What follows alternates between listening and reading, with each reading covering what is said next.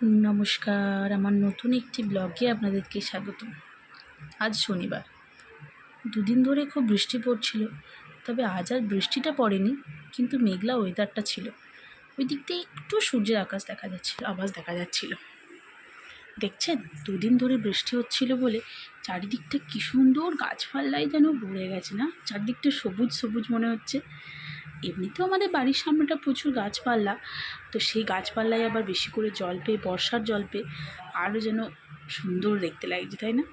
তাই আমি ভাবলাম আপনাদেরকেও একবার দেখাই। ঘড়িতে 7টা বেজে গেছে, উঠেছি অনেকক্ষণ, কিন্তু ওই একবার দেখতে গিয়ে একটু দেরি হয়ে গেল। তো সকালটা শুরু করবো একটু চা খেয়ে। যেহেতু আজ শনিবার, আমাদের বাড়িতে নিরামিষ, তো এখনও গ্যাস ওভেন ধোয়া হয়নি, তাই আমি ভাবলাম ইন্ডাকশানেই একটু করে নিই চাটা। আমার জন্য হবে তো, একার জন্য, যেহেতু শ্বশুর শাশুড়ি নেই এখন, এলে আবার ওনাদের জন্য করা হবে। তো আমি আমার জন্যই 1 কাপ চা করে নেব, একটু জল আর চিনি দিয়ে। এই সকালবেলা একটু চা না খেলে ঠিক কাজ করার মেজাজ আসে না, তাই না? আমার কিন্তু হয়, জানি না আর কার কেন, আর কোনো এরকম নেশা হয় নাকি কারো, তবে আমার বড্ড ভীষণ লাগে যে একটু চা হলে ভালো হতো। এই যে একটু চা পাতা দিয়ে দিয়েছি। ফ্রিজ খুলে দেখলাম একটু আদা নেই, তো আজকে দেখতে বাজারে গেলে অবশ্যই মনে করিয়ে দিতে হবে আদার কথাটা। চাটা একটু ফুটিয়ে নেব, চা পাতাটা দিয়েছি তো একটু ফুটিয়ে নেব। চিনি একটু বেশিই খাই মিষ্টি সব জিনিসেই, বরাবরই মিষ্টি খেতে খুব ভালোবাসি। তো সেই জন্য এবার চাটা হয়ে গেছে, ফুটে গেছে, তো নামিয়ে নেব। এবার নামিয়ে নিয়ে চাটা ঢেলে নেব। বন্ধ করে দিলাম গ্যাস ওভেনটা। চা খেতে খেতে মানে সারাদিনের রুটিনটা হয়ে যায় না, যে চোখের সামনে ভেসে ওঠে আজকে এই রান্না করব, এই করব, সেই করব, অফিসে এই দিতে হবে। রান্না করতে করতে সারাদিনের কাজ কর্ম রুটিন, ছেলে নিয়ে কি হবে না হবে, সব জিনিসই যেন চোখের সামনে হয়। চা খেতে খেতেই যেন সব কল্পনা করা হয়ে যায়। তো চা খাওয়া হয়ে গেছে, এবার একটু ঘর মুছে নেব, ঘরগুলো মুছে নেব। আমার শাশুড়িমাই আর্ধেক দিন মুছে নেন, কিন্তু আজকে উনি নেই, তো আমি ভাবলাম আমিই মুছে নিই। ঘরগুলো আগে মুছে নেব, তারপর নেব দুয়ারটা। তো ঘরগুলো মুছে নিয়ে এই ঘরটা আগে নেব। ঘরগুলো